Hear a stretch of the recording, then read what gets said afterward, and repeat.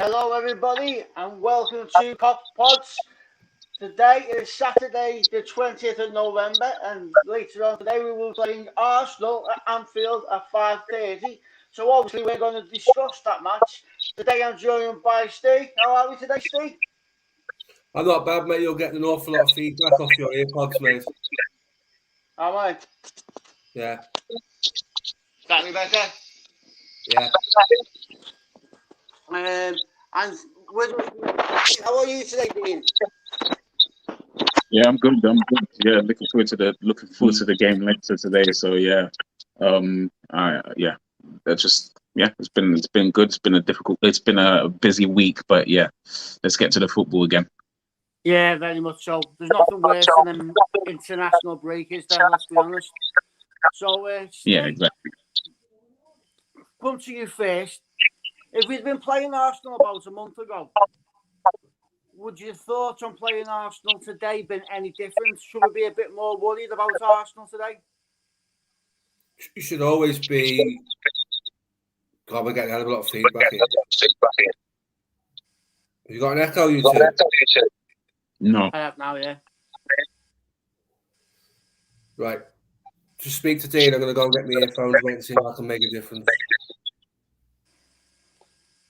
Same question to you, Dean. If we were playing Arsenal about a month ago, would you be less worried than what we are today about playing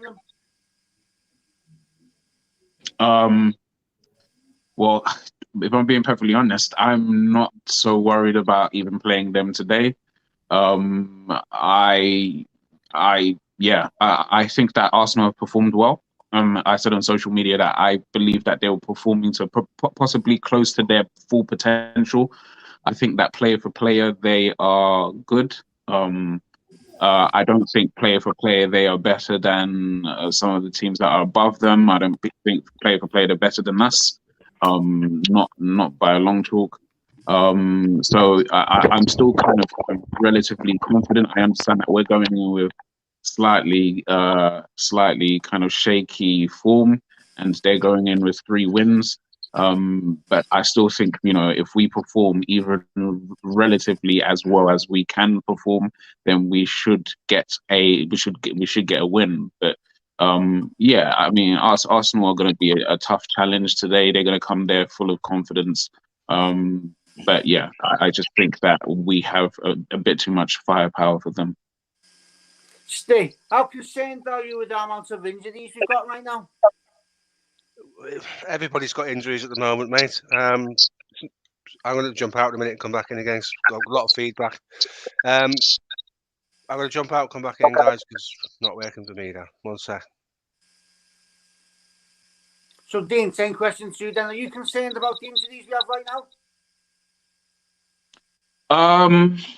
I am, yeah. It seems to be going the same way as it did last season.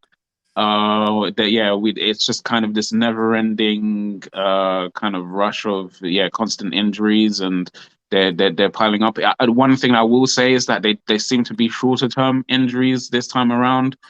So they're kind of returning as fast as they're going out. But I still think that we have kind of enough. I still think we have enough players available to be able to cope with Arsenal and to cope with the upcoming fixtures. There is a slight concern that things are kind of deteriorating into the way that it was last season. But I think that we are just keeping our heads above the water there, and just managing to keep enough players fit. Steve, the hardest part of the team right now, they seem to be able to choose to pick, is our midfield.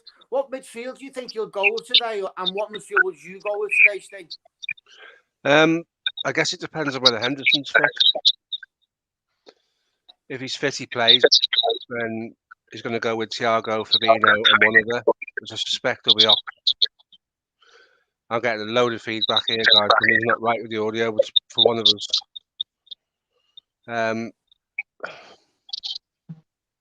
I'm not getting any feedback this end. I don't know about you, Dean. I'm not getting any feedback. But if I mute, just let me know if that doesn't changes anything. Right, let me speak. Now, can you hear me now, Ian? I can hear you fine, Right, mate. all the feedback's gone. So whatever the connection is now Dean's muted. That's fine. So yeah, sorry, mate. We'll just mute when we're not speaking. I think that's the easiest way. And anyone watching, apologies for the gremlins, but here we go.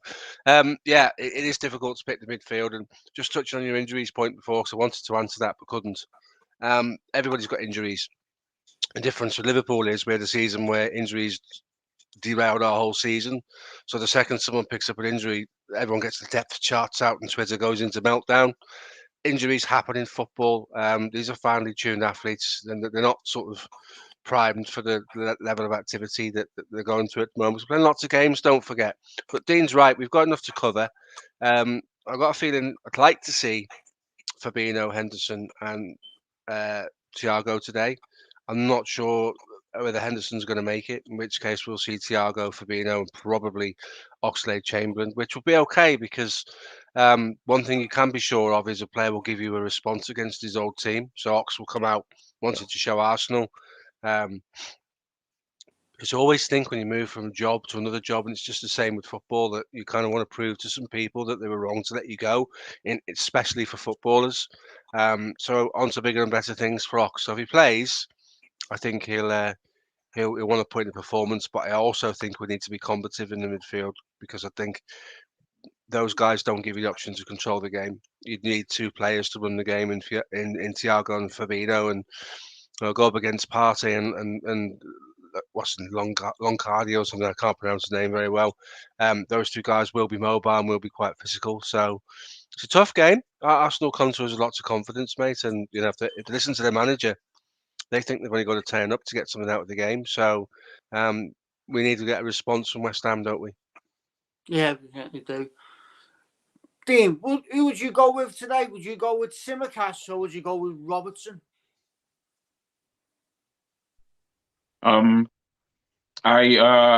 would probably still go with Robertson if he's available, but it's again, yeah, it's a privileged position that I wouldn't, I wouldn't feel anything. It wouldn't be a problem with me at all if we went with Tsimikas. I think Tsimikas is more than capable of playing against teams like Arsenal, but just in terms of giving ourselves the best opportunity to win the match, I still believe that, despite his Robertson has a lot of credit in the bank, and he is a great professional, and he's somebody who has the capacity to be very consistent and perform in big games. So we're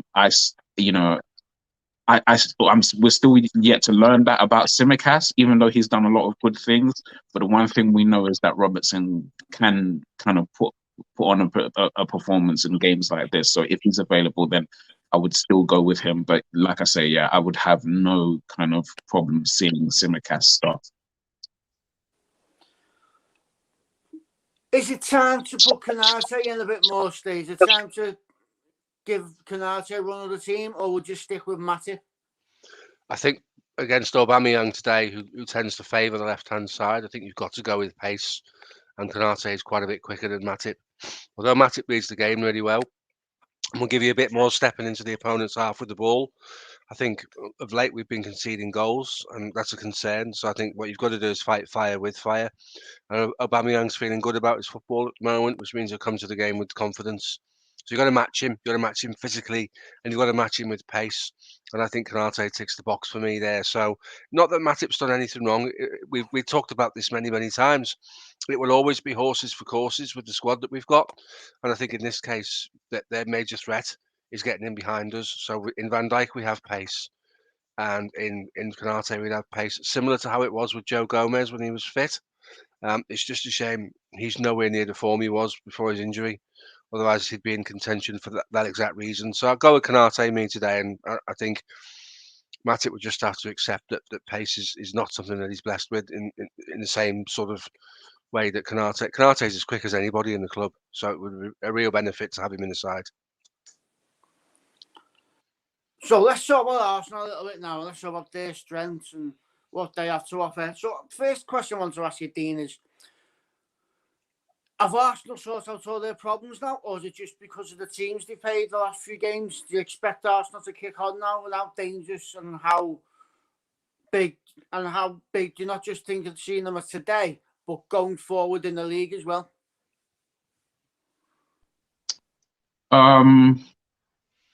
Arsenal have sorted out a lot of problems. They seem to be a lot more kind of watertight in defense. I think I think so. I think that if you kind of look at the whole picture of Arsenal, especially recently, it probably tells a slightly different story than a lot of their fans would like to believe.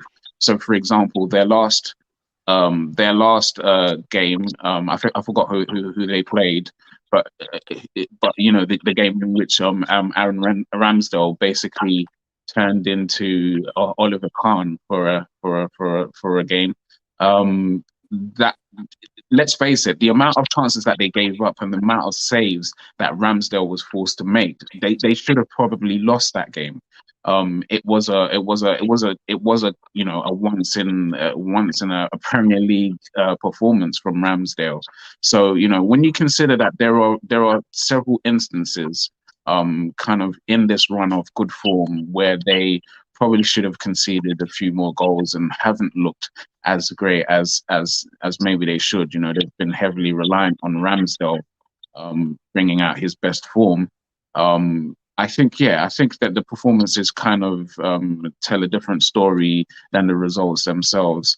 So I think Arsenal are going in the right direction. There are some things that are looking better. I still think they're over-reliant on a lot of young players, young, untested, unproven players. I think that they should be optimistic without getting ahead of themselves. Steve, how dangerous is Smith Rowe?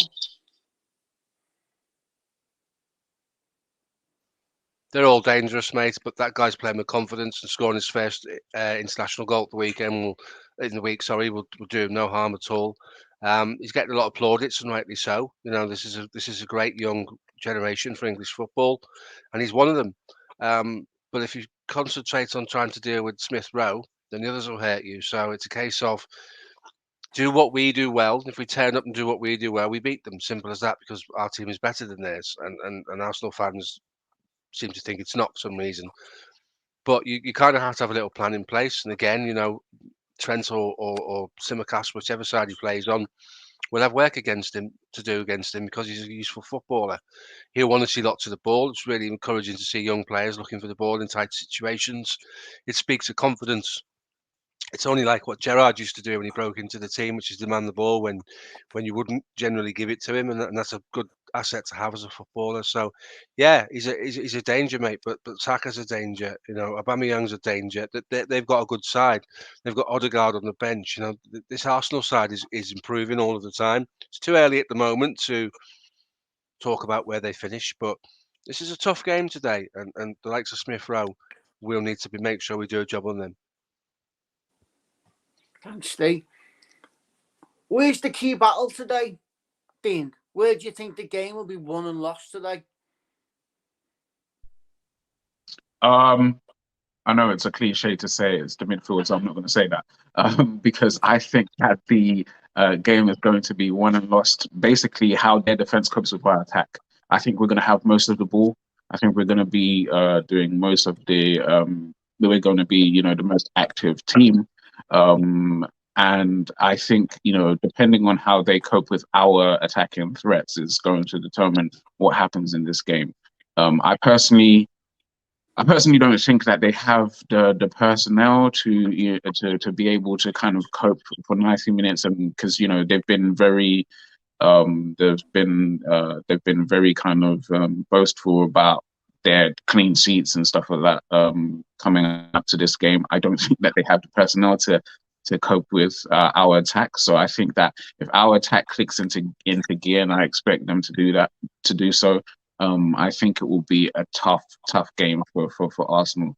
Again, it's just, kind of looking at both of the team sheets, and it's just like Steve says, we have a better team than them, and if we perform anywhere near how well we can play, I just don't see how they cope with us, even if they have a good game themselves. So yeah, definitely the attack is our attack versus their defense is the key battle. Same question to you, Steve. Where do you think the game's won or lost today? I don't think there's an area in the pitch you'd say it'd be won or lost, because both teams have got quality in all of the areas at the moment, and both teams are capable of hurting each other.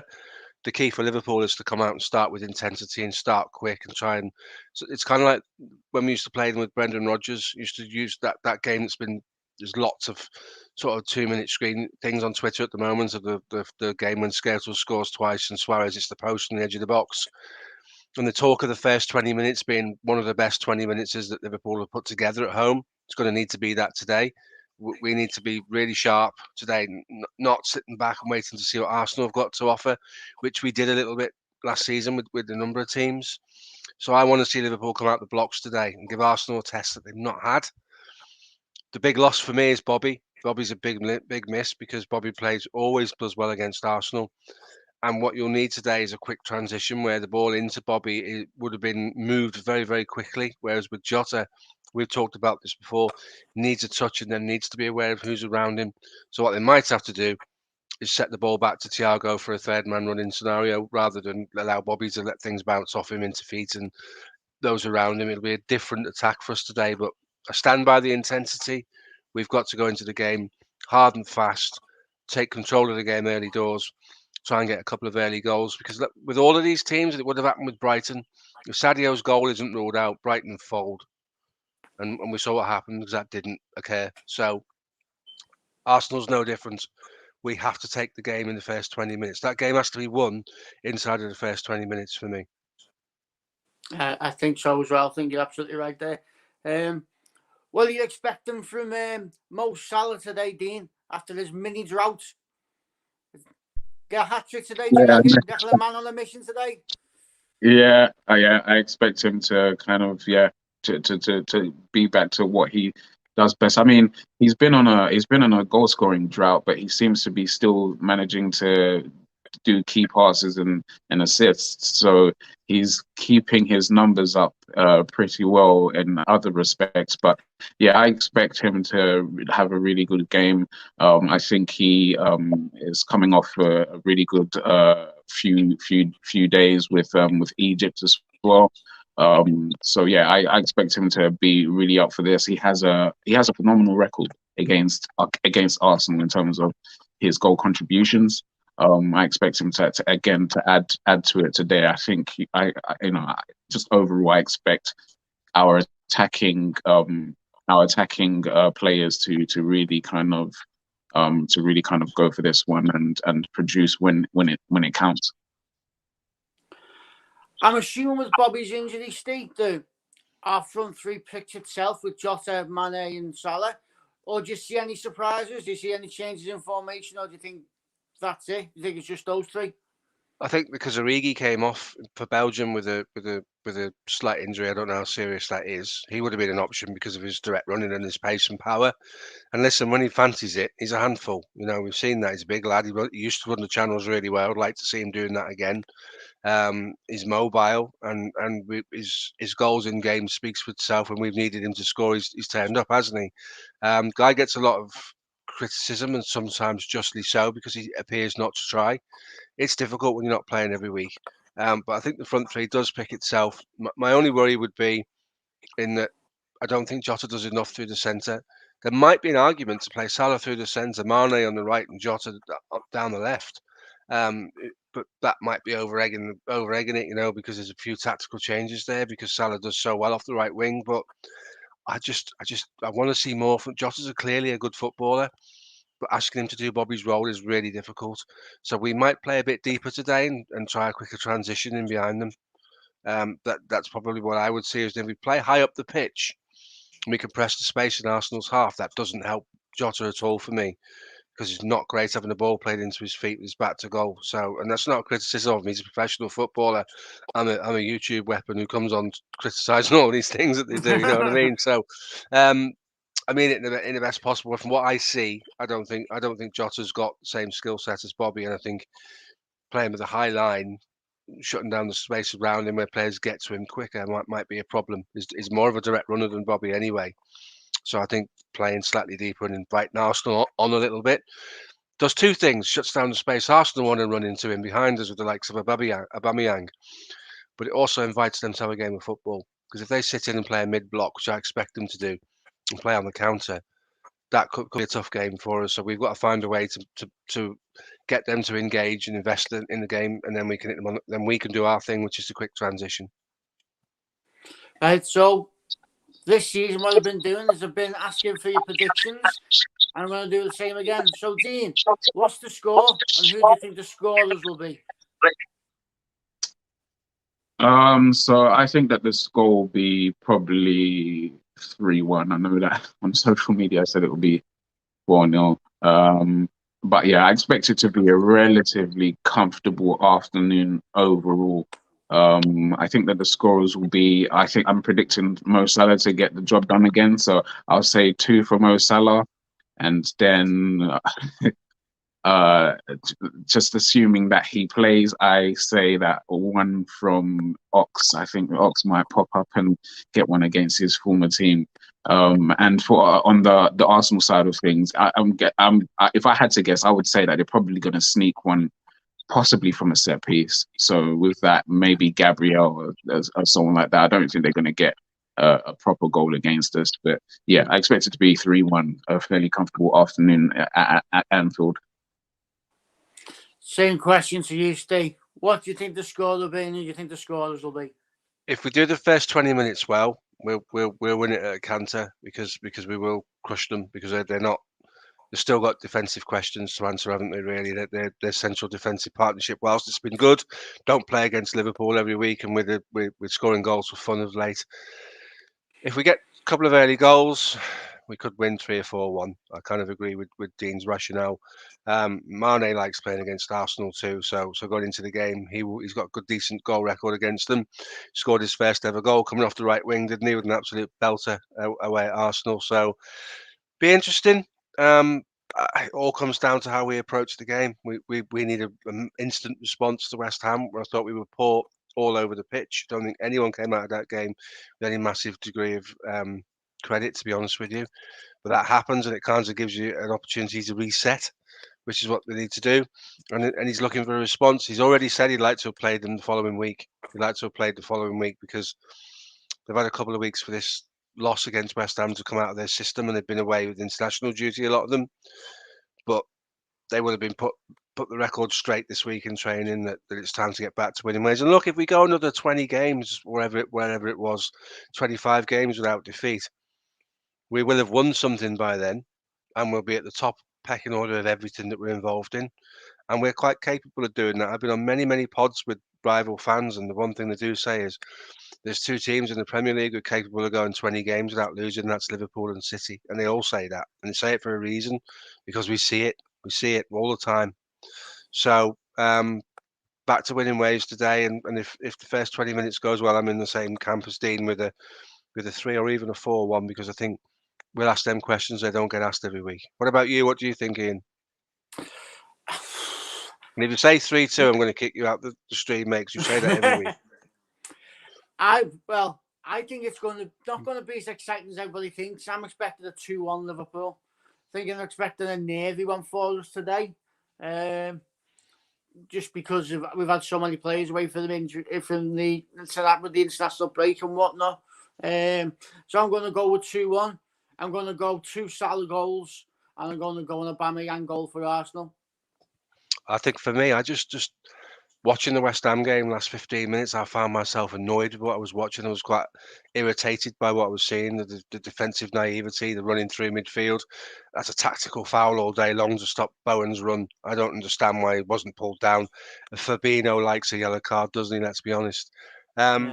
I don't want to feel like that today. There was too many times, No. Ian, when we came on sort of through the period when we were playing poorly with you, me and Jamie and Dave Powell, and we spoke about being agitated and annoyed by the way Liverpool were playing, and it felt like that against West Ham. It felt like we gave up. We gave up to some degree against West Ham when it went 3-1. I know we got the late goal through Origi, but that's an intuitive bit of skill, a lovely flick and turn and shot. You know, take something like that to score. You don't get 2 or 3 of them a game. So I want to see. I, like Jurgen Klopp said, as a fan, I want to see a response. I want to see us doing the things that we do well. When we play well, we bully teams. West Ham bullied us. There's the difference. We we make people play our way. But West Ham had it pretty much their own way. They had a lot of the ball, but we didn't hurt them with it, did we? No, we never at all. So I just don't want to take too long in this, but just want to ask you both a question for the next couple of minutes before we go. Obviously, Steven Gerrard got the job at Aston Villa a few days ago. So, Dean, how do you see it going there with him at Aston Villa? And Neil Jones last week said, unless Stevie takes Aston Villa down to the first division, he will be Liverpool's next manager after Klopp. So how do you think he'll do with Aston Villa? And do you think he'll be Liverpool's next manager after Klopp? I expect him to. So I don't want to kind of predict how well he's going to perform at Aston Villa, because I really don't know what Aston Villa's aspirations are. From on social media, you know, I kind of was kept an eye out for the kind of reaction from Aston Villa fans, and they were a bit indifferent. And a lot of them said that was because of their kind of affinity with Dean Smith.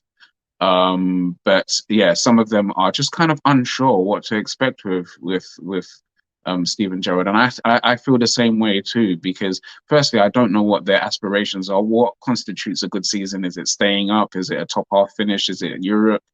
I don't know if anyone's clear on that. And yeah, just kind of the unknown quantity of him coming in from the Scottish League and taking over at Aston Villa, at a team that is really on the up and probably has kind of lofty aspirations of kind of challenging for, I would say, a top seven spot. As him being our next manager, I would need to see a lot more of him firstly. But my thoughts have always been clear that we want a continuation of what we're doing already.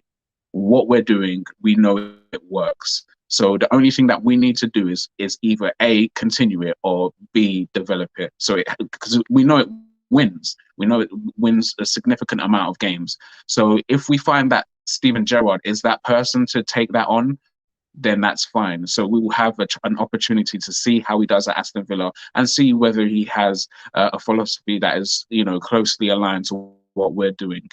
If he doesn't, then I would say that it's probably best that we promote from within, possibly with Pep Lijnders.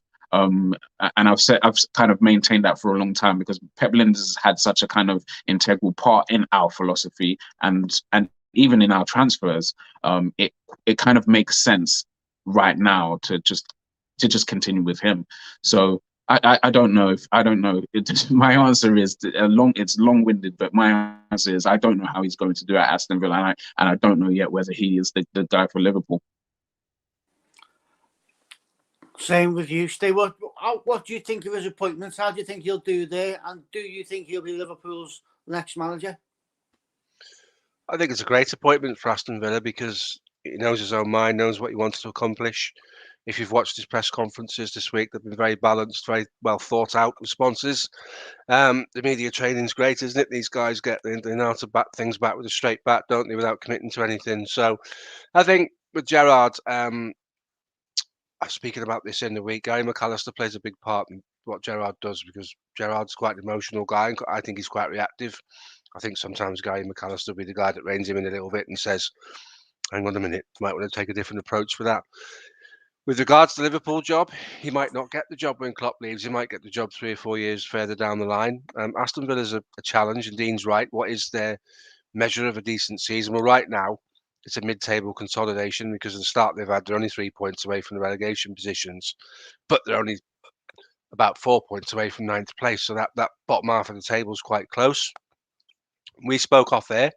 They've got Watkins, they've got Danny Ings, they've got Bundia, they've got Leon Bailey, they've got Douglas Luiz, they've got John McGinn, Matty Cash, Konza. Names, these are decent players in a decent squad. Now he gets a tune out with them, they'll start winning games.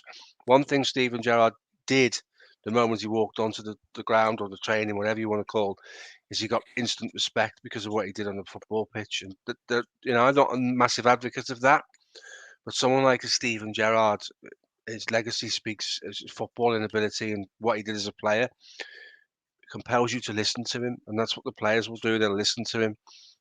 If they get a plan going together, I think it'll be quite attacking. It'll be nice to watch. I'm going to watch him this afternoon just to see what impact he's had within a week. He'll do fine there. He'll do fine. I think what constitutes success is, like Dean says, top 7 place. They're like the 3rd richest club in the Premier League. A lot of people don't realise their owners have got ridiculous amounts of money. So they will back him financially as long as he makes the right decisions. And there are a few areas he'd want to improve in. But he knows his own mind, and I've always liked that about Steven Gerrard. He's a very single-minded guy with an internal drive to succeed. That's what made him the player he was. And you talk to ex-pros, and we have, and when he turned up at training, and if you give a sly ball away, he look at you like he wants to shoot you. And those players would say it was the level of intensity that Steven Gerrard brings to everything he does is ridiculous, and it's not seen in many people. So I think Aston Villa have been quite clever with the signing. I think the time at Rangers, what could you do? He completed it, didn't he? Unbeaten in Centurions. They were never going to win the Europa League. Okay, so they could win the Scottish Cup, which he hadn't done before. But is that really a feather in his cap in terms of his managerial progress? I'm not so sure it is. This is a ballsy move to come and take on Aston Villa with sort of 3 years or approaching 3 years experience, Rangers under your belt. But he backs himself. He always has, and that will make him a success. Can he be the next Liverpool manager? Of course he can, but he'll need to start showing his prowess in the hardest league in the world with Aston Villa. And we all said, every single one of us has said before, that he needed to come south of the border for a job with credibility to prove that, because Rangers was no audition for Liverpool, not at all.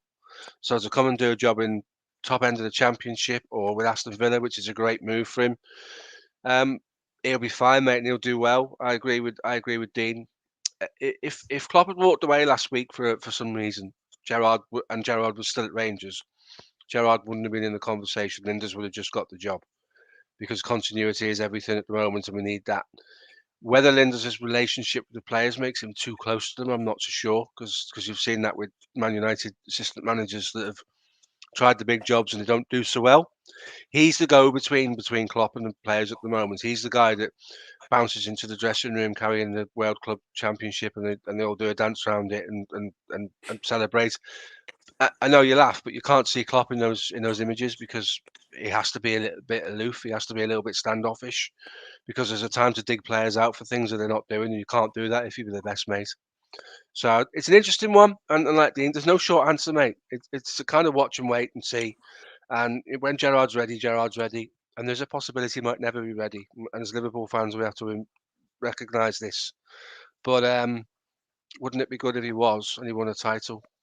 Just would be great, wouldn't it? I can see Dean smiling already. So, we've all thought of that, haven't we? We've all thought about that eventuality. But he'll be cool, mate. And it starts today for him. So best of luck to him. I'm not going to suddenly make Aston Villa my second team, but I'm pretty sure he'll do well. It's going to be a very strange seeing him in the opposite dugout on December the 11th, is it, Steve? 12th.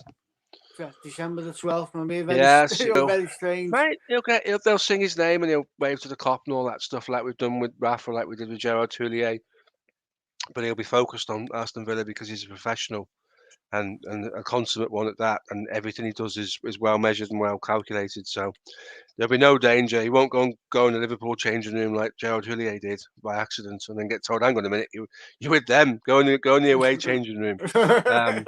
Yeah, so it'd be good, mate. And it will be weird, but it's part of his education. And if we want him to be a Liverpool manager, we have to accept that this is part of his journey. And I think that's a perfect way to sign off, that, Steve. So you've liked what you've seen today, please subscribe to Kop'd on YouTube. Follow us on Twitter. Follow us over on Instagram, which is Kop'd as well. And obviously go over to, you young ones, go over to TikTok. So thanks very much, guys. Hopefully we'll be celebrating a win later on. And we'll see you all soon. Take care, everyone.